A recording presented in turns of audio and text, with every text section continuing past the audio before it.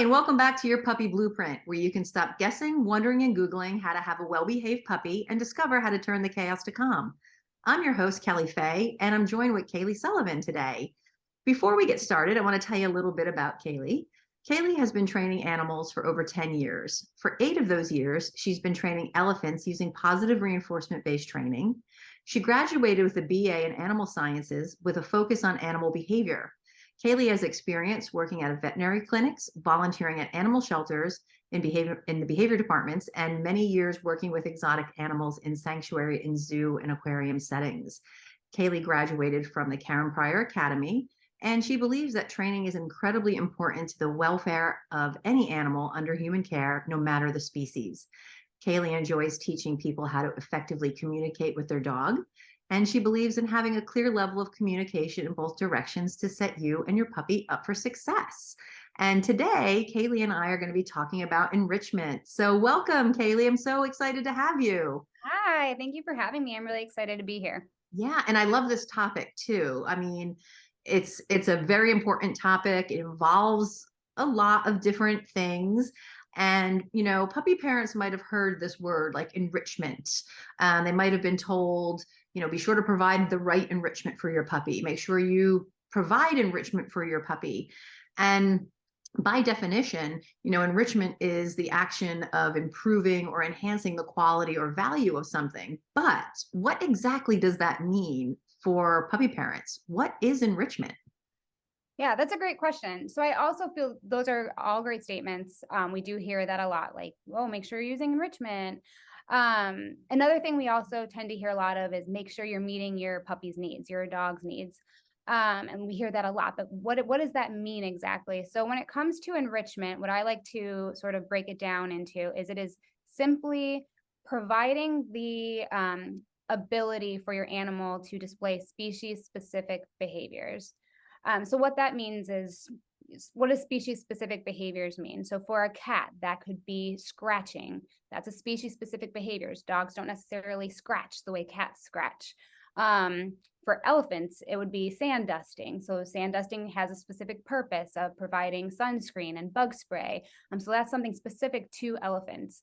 Dogs, on the other hand, species-specific behaviors for them could be something as much as digging, chasing, barking. What else we got? Foraging, rolling in smells, chewing, shredding, just social play. They're social animals. So Yeah, all of these sniffing. things are specific to dogs and their behavior. And so enrichment is simply providing an environment where those behaviors can occur. We tend to think of it as more of like, oh, it's an enrichment, and like a puzzle toy is enrichment, which it is a form of, it's an enrichment item. And you are enriching your animal by providing that. So that's sort of how you break down what enrichment is. Right. Yeah, but it's not all just about I gave my puppy breakfast out of a food dispensing toy. Sure, it allows them to use their nose and do some foraging, which is a natural species behavior, but that's not that's there's much more to it than that. And Exactly. as you mentioned, all of those species specific behaviors, this is where puppy parents can think sometimes that these are nuisance behaviors, like the digging and the barking and all of that. Mm-hmm. But it is about that statement that we said earlier, meeting your dog's needs. I mean, of course, that doesn't mean we're just going to allow a dog to bark and bark and bark and bark and bark all day. But if that dog is barking a lot, there's a need that's not being met. There's something going on underneath. They're doing it for a reason. So now we know what enrichment is. Why is it important for our puppies? Yeah. So enrichment is very important for all animals, no matter the species, in terms of uh, their overall welfare and wellness, that they're able to perform these behaviors. So us as humans, we have needs. We have specific needs that we need to be fulfilled, but we have the choice to go out and do those things. So I'm, craving a snack right now. I can just go hop over to, whatever Starbucks and grab a croissant. So I have all these options. I'm feeling very social and I want to hang out with my friends, call them up. Hey, are you busy? You want to go out? I have all these options that I can choose to do. Dogs and other animals are living in a captive setting, don't have these. We provide everything for them. Even just simply going to the bathroom, our dogs need us to be able to take them out to do that thing. So when it comes to providing an enriching atmosphere for them, it's imperative that we allow them to perform these behaviors, because if we don't give them the opportunity to perform these behaviors, either with items or just by setting up our environment in a way that allow them to do these things, they're going to figure out how to do it themselves, and most likely on things that we don't necessarily want them to. We can see destructive behaviors occur, just increased anxiety, excessive attention-seeking behaviors, and the list goes on and on about like what can happen if we're not providing, making sure we're meeting all of our dog's needs. Yeah. And that's where we get those phone calls that, we've got the problem behaviors, and it's not that it's a bad behavior, it's an undesired behavior for us, but the dog is trying to tell us something. And there's, as you mentioned, there's a lot that we can do to help it and help our dogs. And they really are, when you think about it, if you really think about like what you said, they are at our mercy for everything. We are in charge of every single thing in their day. And think about not being able to get up and do what you want, go to Starbucks and get that croissant, or go to the fridge and get what you want, or go to the bathroom when you need to, and just be at someone else's mercy. They really are reliant upon us for everything. And it's up to us to help fulfill those days and make sure that all their well-being is taken care of. We talk about meeting our puppy's needs and providing enrichment, but how would somebody determine enrichment and what would best suit their puppy? Yeah, that's a great question. So this sort of goes back to a little bit of developmentally, like we can predict, like a puppy, for example, they're going to have specific needs, right? Like a puppy, we know they're going to want to stick everything in their mouth. That is just how they explore their environment. And as they develop and mature throughout their, go through all the developmental periods, those needs are going to change. So a puppy, we know for sure they're going to want to chew. They're going to want to do all of those things. As they get older, chewing might start to become less of a priority, and socializing might become something that they are more likely to want to do, just based on what we know of dogs and how they develop. So we can sort of predict that in that sense, and also breed specific. So depending on if you have a herding dog or if you have a terrier, you're going to most likely see particular behaviors crop up, or you can anticipate that based on what they're genetically predisposed to want to do and what they've been bred specifically for. So those are things that you can just sort of predict, and also just nuancy behaviors, or behaviors that you just see like, oh, well, so and so's chewing on our coffee table. So that's a need that they're specifically showing you that they have. They need to chew on something, put something in their mouth.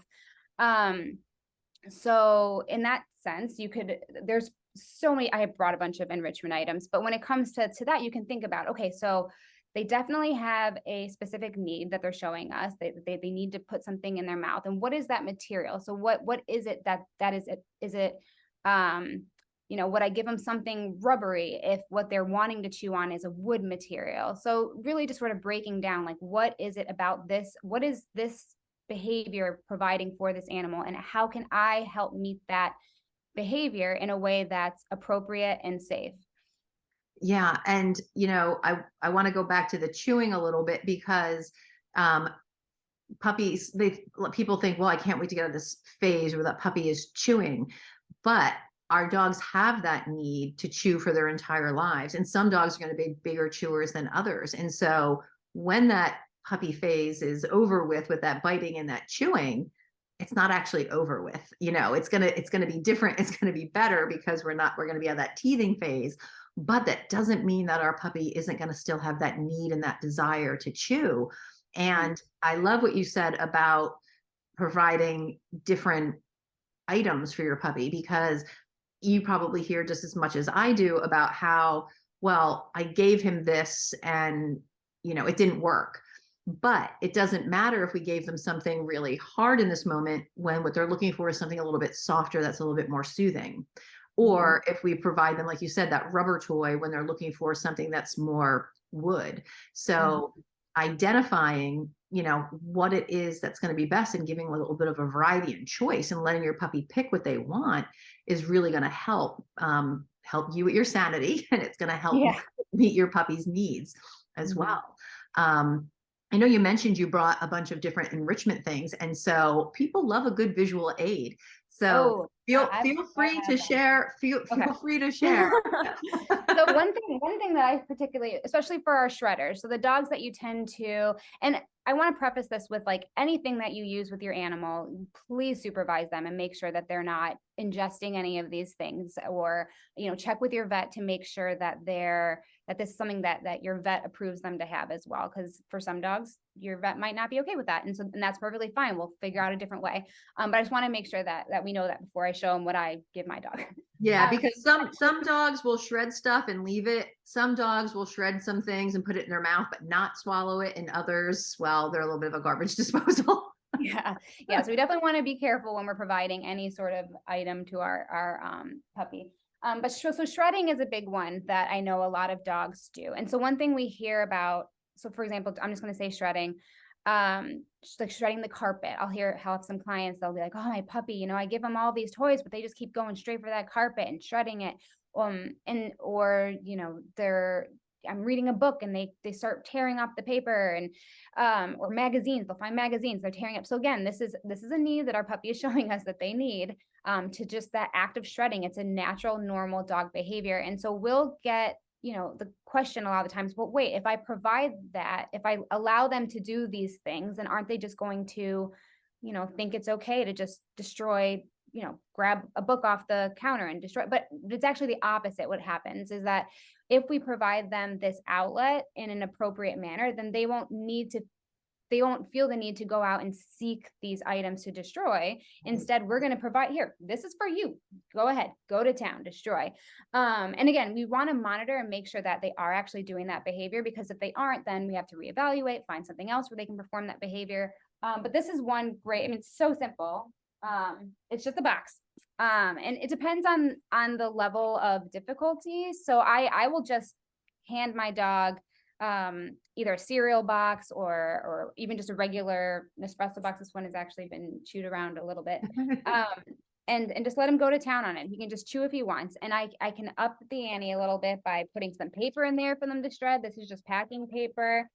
You can even hide a treat in there. But one thing with that is it turns it more into a foraging toy as opposed to just like the act of shredding. So if you really want to encourage your dog to shred because they have that, that's something that they feel that they need to do, by putting a treat in the middle of, like, I would just put one treat way down into the middle of this box, and I've got one of these stuffies that I stuff paper into, and just let them go to town and just find that treat and just go through it, shred it. And again, it's more about the shredding behavior than it is about searching for the food. So I don't even have to, once my dog knows, like, oh, this is something that they're giving me that I can do that behavior on, then they don't even need the treat eventually. You could just hand them the box and they'll just, oh, this is my shreddy toy. Right.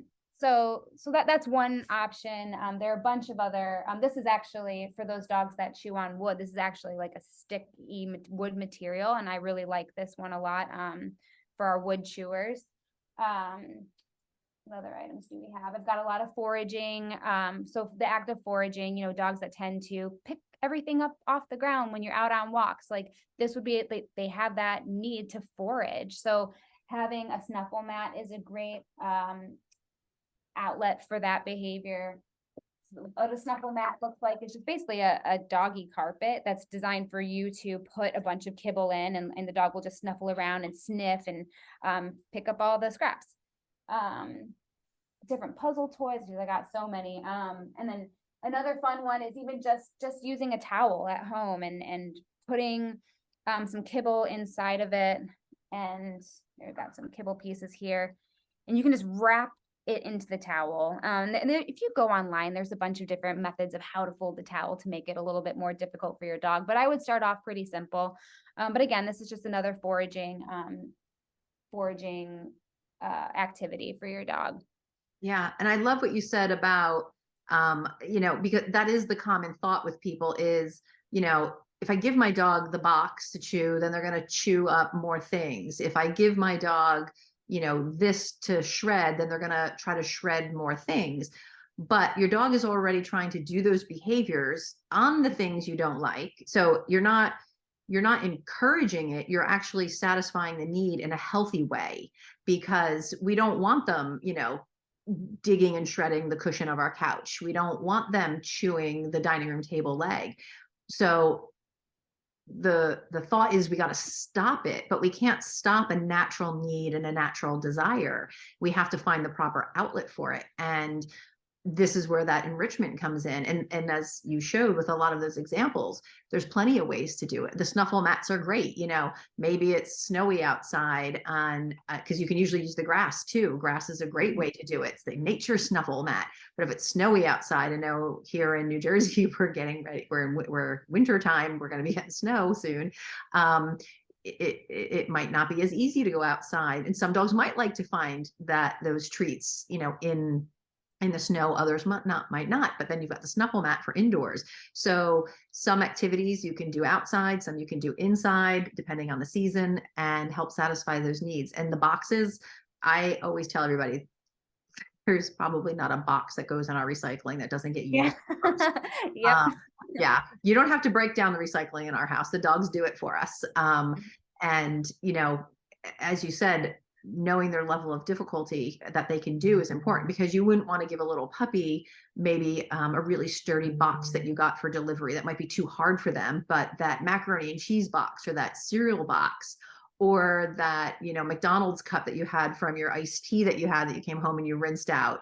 Perfect. The box. Yeah, those are great for puppies to pull apart and to do things and shred. And to your point about the difference between shredding and foraging, those are two separate behaviors that dogs like to do, whether it's that seeking system and sniffing stuff out, or just that whole digging part and everything. Yeah, those are some great ideas with that. So how would somebody implement a nice enrichment program? Yeah. So there's so many different processes out there. And actually there's a book that I recommend every dog owner have, which is this Canine Enrichment for the Real World. This is Great by, book. yeah, Allie Bender and Emily Strong. It's amazing. But this goes into like real detail about how to do it. And it breaks it down into a lot of categories. The way I'm going to explain to you guys is just very basic. So I'm going to go into a way to just get you started on creating an enrichment schedule. So what I like to think about are, again, like I mentioned before, like where's my dog in their developmental process? And what are those needs that I already know that they're going to have? And then what are the behaviors that I know my dog likes to do? And so it's first just deciding the behaviors that I know my dog wants to do, and then figuring out what I can provide to allow them to do that. So that's step 2. So for example, let's just break down my dog. I know he likes to chew. I know he likes to shred. I know he likes to forage. I know he loves to run. Running's a big one for him. And just sniffing. You take him outside and he's just sniffing everywhere. And so these are things that I know my dog just actively seeks out and does. So I'm going to then, okay, so how can what are things that I can do to meet all of those things? So the chewing, like we talked about, providing the materials that he likes to chew on. So some bully sticks. I know he loves bully sticks. Esophagus, I don't choose. So I'll go through like a certain, I want to have a variety.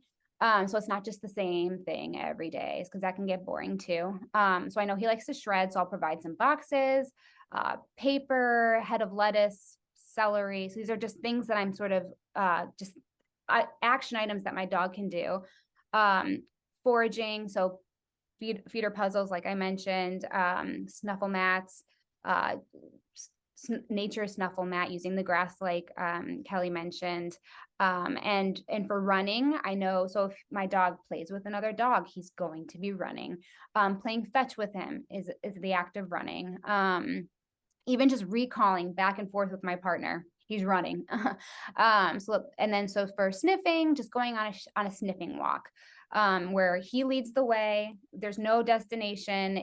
I'd go to a place where it's safe to do that. So I'm not going to just do it on my city sidewalk. But if I go out to a big wide open field, hook up a long line and just follow my dog's nose and just let him sniff away. So these are actionable things that I can set up in my day for my dog to do.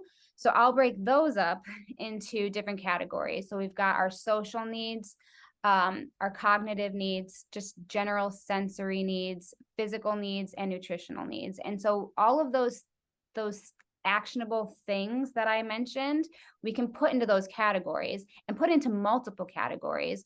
So for example, foraging, that's going to be nutritional, and it's going to be cognitive, and it's going to be sensory. So your dog's not, they're working through a puzzle to get their food. They're sniffing at the same time to make sure they're picking up the pieces. And it's nutritional. So it's food-based.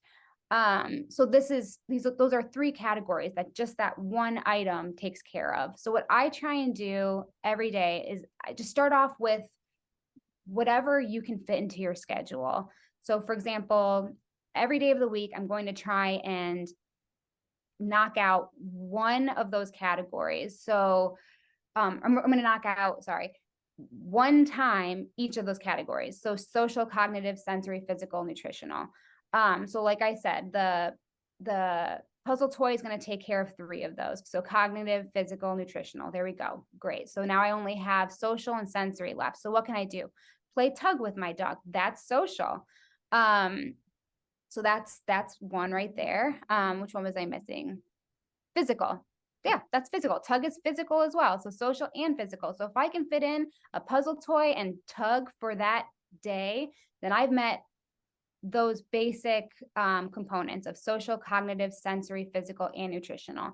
And then every day of the week, I'm going to go through and make sure I'm hitting those categories every day throughout the week. And one thing that I also want to keep in mind too is the novelty of it. So I'm not going to, while I hit all of those things on Monday, Tuesday, I'm not going to just do the same exact thing so I can cheat and hit all of those needs. Like I want to make sure that I'm switching it up so that so by having a schedule, so a daily schedule, you can then look back and make sure, okay, well, I went this direction one day. Now I'm going to do it differently and go this direction. So try and make sure you're switching up the location, you're switching up the type of item or puzzle toy you're using, or that even just switching up the route you take is enough to be novel for your dog, so that throughout the week they're getting a bunch of change and really working that mental stimulation for them.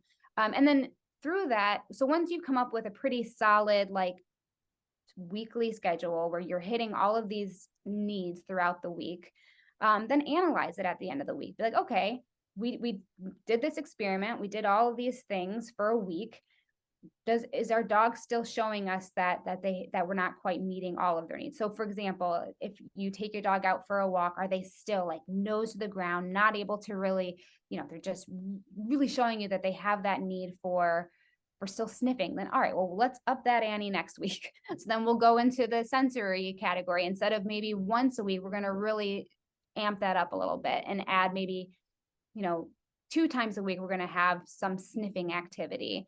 And just see where we can find that sweet spot where you have time for it and something that you can fit into your daily schedule, but also where your dog can have those needs met at the same time. Yeah. And, we're doing things with our puppies every day anyway, so this is so great because if we can think about it this way and we can do it with purpose, we can really make our lives a lot easier living with a puppy and enrich that puppy's life and help meet their needs. So, doing the things with purpose, so that way they count, because nothing is more frustrating than a puppy parent who says, I bought this for my puppy and they don't like it. And now they still have all these, problems and quote unquote bad behavior, but we're just not implementing the right thing that they need. And I wrote down a couple of things because there's so many great things in here. I didn't want to forget some of them. I love how you talked about, sniffing with no destination, because when we leash up our puppies and we go out and we want to take them outside for a nice little jaunt, we as humans tend to have like this plan, like I'm going to walk around the block, or if I take them to the park, I'm going to do this loop. And letting your puppy guide where you want to go, where they want to go, is really going to be the best way. Like, this is their activity, right? You can bring them and keep them safe and have them on their leash or their long line, but let them really kind of go, let the nose take them where they want to go. You don't have to walk this way or that way. Let the puppy do it. There's no rush. I mean, you might be under a little bit of a time constraint some days, so you can do a little bit of a shorter stint, but let that puppy guide where they want to go, because that activity is for them. You're there helping and supervising and making sure everything's safe, but this is their thing. You might also find the opposite too, where maybe your dog doesn't want to go anywhere and they just want to sit and observe the world around them. So if that's something your puppy is showing you that they want to do, take a little blanket, go to a park, just sit and let your dog observe the world around them. Like that, they're showing you that they have that visual sensory need. Like, let's let them do that. Yeah. And I've been plenty of places with my puppy where we're just out on a nice little jaunt, and all of a sudden stops and just hangs out. Fine, I'll hang out here with you. We don't have to go over there. I mean, why did we have to go over there? We didn't, right? It doesn't matter if I walk that way further and then turn around and come back, or if I stay here and I go back. It's letting the puppy have their fun time. We have lots of things that we do in the course of a day to make us happy, whether we pick up our Kindle and read, or we pick up our phone and scroll through Facebook. We're constantly doing different things that make us happy. Pick up a book and read. Maybe we cook a new recipe, whatever it is. Our puppies don't have that option. They're really dependent on us for everything. And to your point about making sure that you switch it up a little bit and you don't do the same thing over and over again, because we don't want them just to do it and go through the motions, like, oh, I'm supposed to do this at this time. We want them to enjoy it and get something out of it, so it really does meet those needs. And that variety is really important that you mentioned. I have to go back to the lettuce, because I think a lot of people, when you said lettuce, might have said, We're like, what? lettuce? So I wanted to make sure that I remember that. So I wrote that down. Yes, you can give your dog a head of lettuce and let them have fun with it. You might find that your dog doesn't like it, and that's okay. It's all about trial and evaluating and see what your dog likes and doesn't like. And you might find that your dog has a ton of fun with it and everything. So being creative in what you do with your dogs. Our dogs like apples. I'll give them apples, and I'll core them first, and they'll push around the apples, they'll play with it, they'll eat them, but they have a good old time with it first. And it's a nice healthy snack for them. And sometimes I'll core it and I'll put stuff in the middle of it and I'll freeze it. And so now they're using it like it's like a food Kong. And then when they're done, then they'll play with it a little bit and then they'll eat it. So there's lots of different ways that you can give your puppies different things to help satisfy them. I want to go back to the shredding a little bit too, because there's shredding and then there's digging. And so we want to make sure that we know what our puppies like. Digging can be a big part of our puppies' lives. And again, it's another one of those behaviors that people want to stop. Like, I can't have them digging up my tulips. I can't have them digging holes in my yard like a gopher.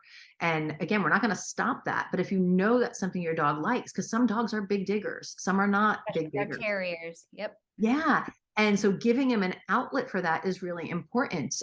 We had a digger. He was kind of short-lived on his digging, but at some point when he turned about 7-8 months old, all of a sudden he started to dig a little bit.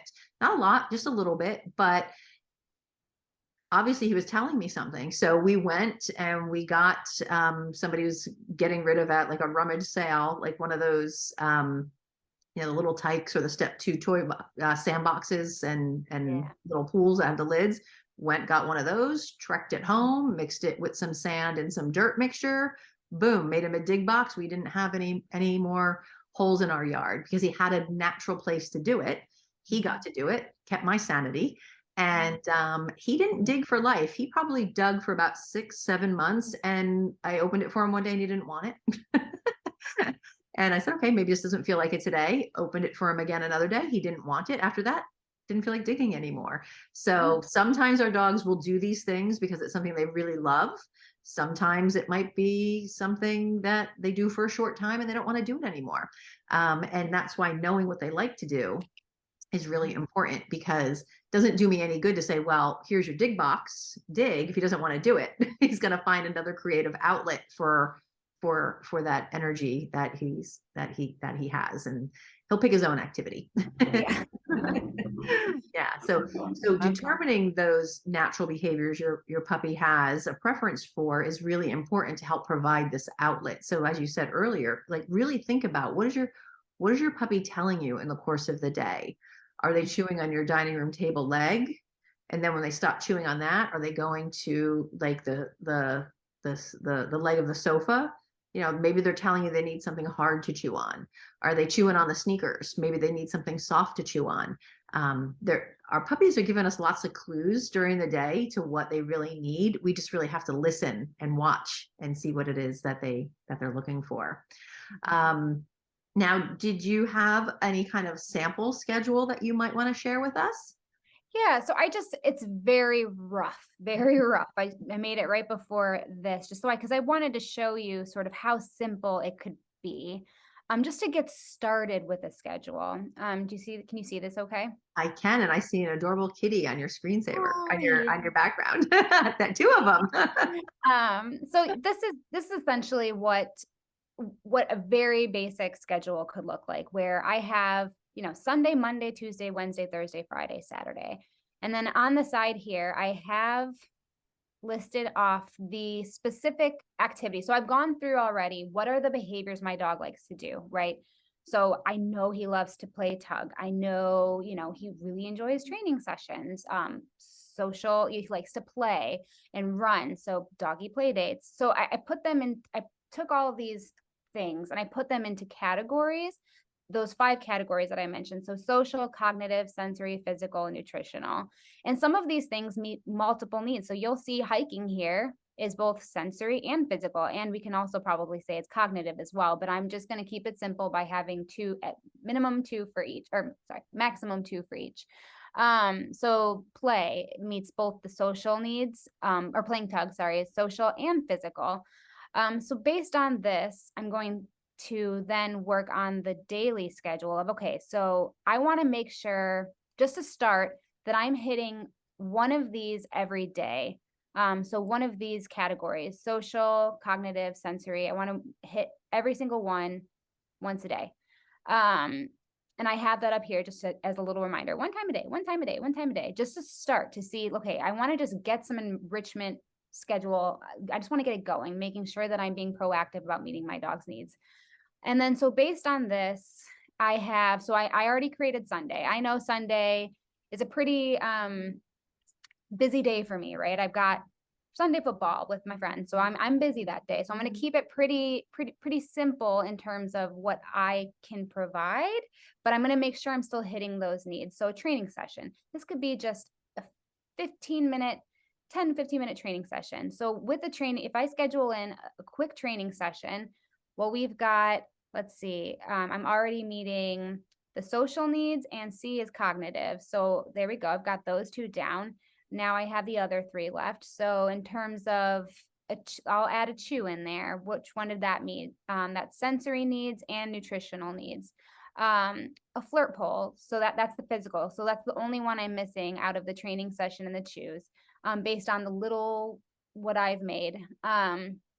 And so in this day, on Sunday, if I complete all 3 of these things, I have made sure that I am addressing these needs for my dog. It's not to say that, oh, because I've done all of these things all day, everything's going to be perfect. So this is why we're going to reevaluate at the end.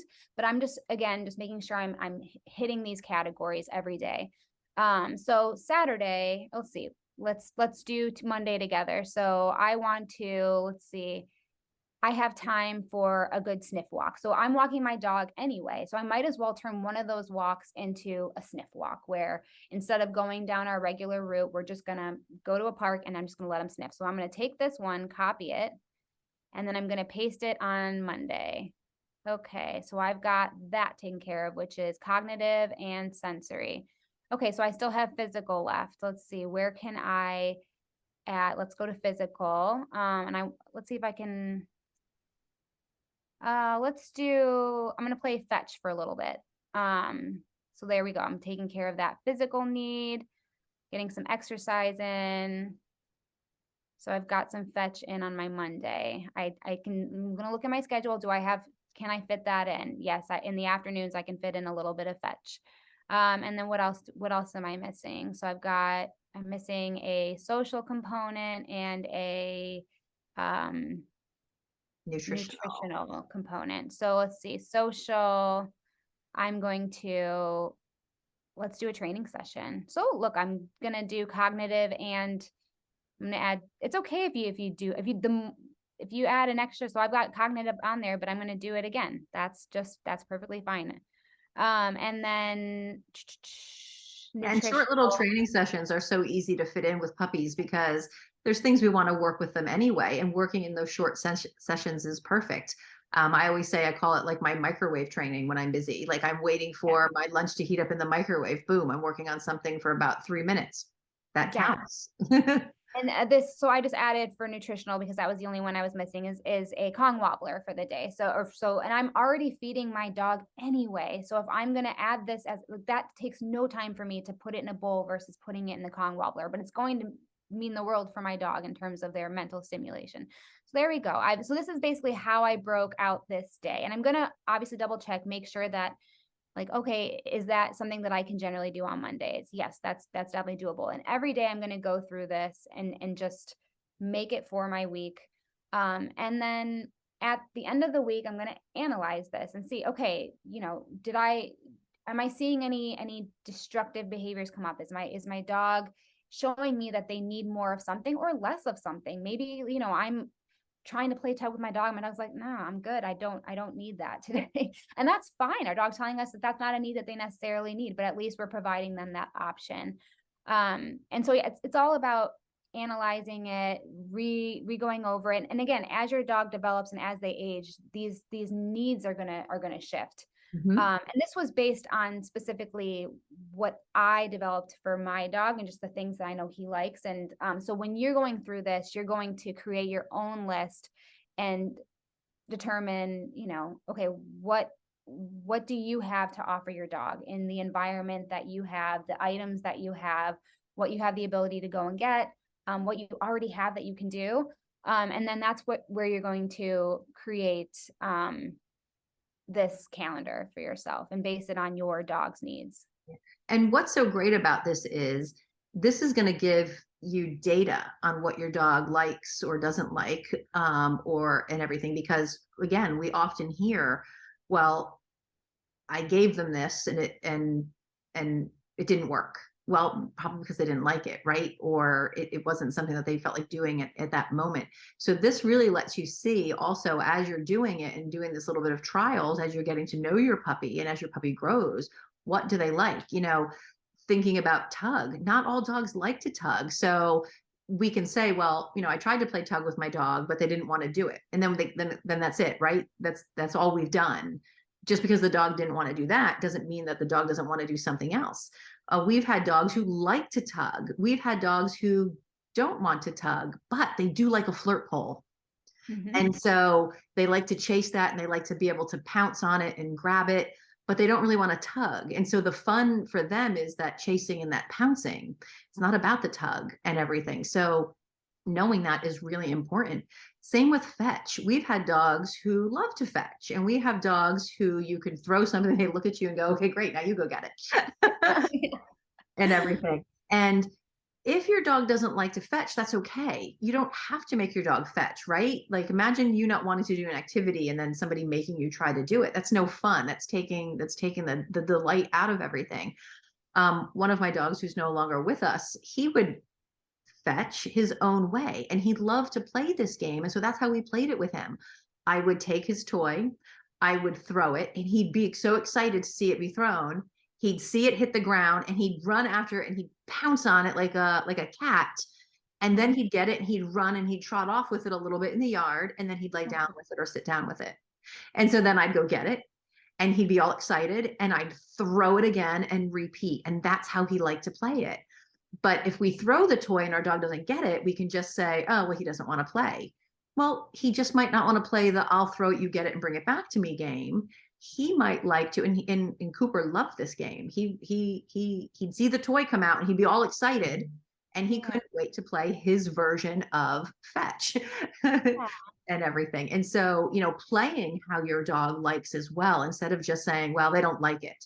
No, they like it, but they like this version of the game, maybe. Right. And not the game that you've envisioned that it should be as we think it should be.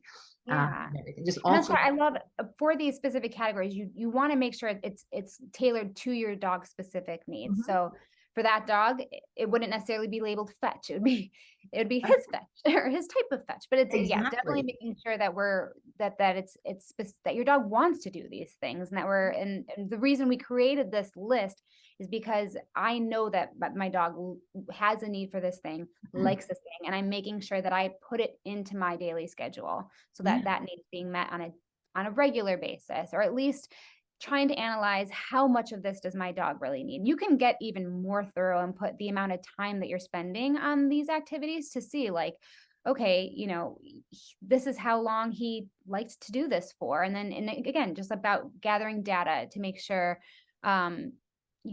what exactly, how long we should be spending doing these things that we can make time for in our schedule. Yeah. And that chart is great too, because getting back to the data part of it, and I know some people might be like, oh, I don't have time for that, but it's really easy. You don't have to make an Excel spreadsheet. You can just like jot it down Oh, on a piece of paper. yeah. You don't have to be like me, who likes to color code things in Excel spreadsheets. You don't have to do that. That's very basic. Yeah, exactly. Just grab that piece of paper you printed and you didn't need, use the back of it and write it down. And that data is important too, because sometimes when we have puppies and we try to provide them with enrichment, it's really easy for somebody to say, well, that didn't work because they're worse now than they were before. And that might be because they're overstimulated. So you had the best intention to play tug. So writing down how long you played tug is really helpful, because maybe 11 minutes of tug was too much for your puppy, but 4 minutes is the sweet spot. Now you've got a puppy who's mentally enriched and is now ready to kind of chill out and relax a little bit, and they're not getting into those shenanigans. So that data is really important, because we say a lot when we have puppies, well, it didn't work, or they don't like that, but we just have to find what works for them, because the best intentions, same with playing fetch, we might be okay with playing a little bit of fetch with our puppies, and we don't want to run them a lot anyway because of their little joints, but you can play some short little games of fetch. You have to throw it very far. And you'll hear often that we played fetch, but then it was no fun because it turned to tears because now the puppy's jumping up and biting the kids. Well, maybe because throwing it 7 times was too much, but throwing it 4 times for them to run, pounce, play, and come back and whatnot is perfect for them. So that data of how long you played or trained or whatever it was is going to really help you at the end of the week, where you can adjust and say, you know what, this is why it's not working for me, is because I'm trying too much or not enough. Well, and you bring up a great point. So not only, so this is specific to just a general, like, we know dogs need social, cognitive, sensory, physical, but you can also customize it to specific things that your dog is lacking in its schedule. So for example, in that situation, making sure puppies need a lot of sleep. That's Yes. a need that we know that they need. I know that the studies out there sort of range, but anywhere between 18 to 20 hours, sometimes people will say even more. They need a lot of sleep. So that's a category in and of itself that you can put on there to make sure that you're knocking like nap times into your daily schedule as well. So this is all customizable, and to make it however is easiest for you to read and for you to understand, but just to make sure that we're hitting these main categories where our dogs need these things and we are able to provide that for them. Yeah, and people's puppies aren't getting as much sleep as they think. So putting nap time on the schedule, on the enrichment calendar, is really important, because they do need that, to rejuvenate after they've done some training and help with the learning and reduce the biting. Kind of, it's all woven together, everything is. And most puppies aren't getting enough sleep. They might catnap a little bit during the day, but how much really good solid sleep are they getting? And we can help reduce these undesired behaviors that everybody considers problem behaviors as long as we're working on meeting our dog's needs. It's not going to solve everything because, that's a whole other topic. If we have a dog with behavioral problems, that there's maybe aggression issues, that's different. We're talking about puppies now. We can really help with a lot of those puppy predicaments by just making sure that we're getting the right pieces of the puzzle put together for them. And this can really help that. So that visual is nice as a reminder, because humans, like us as humans, sometimes we think we do things or we intend to do things, and that before we know it, the day's gone away and we didn't do as many things as we thought. And that nice visual reminder is great too, because as you said, you're feeding your puppy anyway. You're feeding your puppy 3 times a day, depending on how old your puppy is, maybe twice a day. So use that as an opportunity to meet some of these needs and make it work to your benefit. And everything. So, and again, you're walking your puppy or taking your puppy outside anyway. See how you can make that work to your benefit and help meet some of those needs. Most of the stuff you're doing every day for your puppy anyway. So if you just do it with purpose, you'll be a lot happier by the end of the day. So Yes, I love that. yeah, that was great. So I'm hoping I know we talked about a lot of great things, and I was trying to jot some stuff down. I hope I didn't forget anything. It'll come to me later. I'm like, oh, we should have went back and talked about this a little bit more. But everybody's going to have an opportunity to, when they listen to this, to chat in the Facebook group with any questions they have or anything. So all is not lost if there's something that you'd like a little bit more information on or expand on a little bit. So don't worry, we've got you covered. So Kayleigh actually has something for you all. Can you tell us about what you're going to provide for our listeners? Yeah, so I'm going to provide just a PDF handout that will help walk you through the steps on how to create your own enrichment schedule. So I'm not going to give you how you can make your own and customize it for yourself so that it fits best in your life. This is how the one I showed earlier is one that fits well for me and how I read things well, but how you can just make sure you're hitting those categories on a regular basis. That's great, because I know everybody's sitting here listening going, oh, that's a great idea. It's a great idea. But when it comes down to implementing it, sometimes it sounds easier and it falls apart on the execution. So I think that's going to be really helpful for everybody. And everybody can get that by clicking the link below this video. You'll be able to be taken to there and download that. So that's great. Thank you so much for sharing that enrichment schedule creation handout. That's going to be really, really helpful for everyone. Kayleigh, this has all been really helpful, insightful, probably eye-opening for some people as well. Do you have any last minute advice or thoughts for our audience before we go? The only one thing that I like to tell people is just let your dog dog. Just let your dog a little bit. That's pretty much it. That's I feel like sums it all up. Whenever I'm, out walking with my dog and I see a dog, wanting to sniff and the owner's pulling him, I'm like, just let your dog. It'll help a lot in the long run. Right. And, to that point, it's one of the things that I see often too. I always feel bad for the dog, or if they're on the phone and they're just pulling the dog away and the dog's trying to pee. Like you said, let the dog be a dog. Unless you have to get somewhere because you're in a time crunch, there's no need to rush. And if you are in a time crunch, then plan a shorter walk. Your dog would much rather walk 6 minutes down the street and back versus, this fast-paced loop that you've got planned because you think that's what they need. And so even that shorter walk is going to be more beneficial than you kind of dragging them around the block and everything. So yeah, great advice.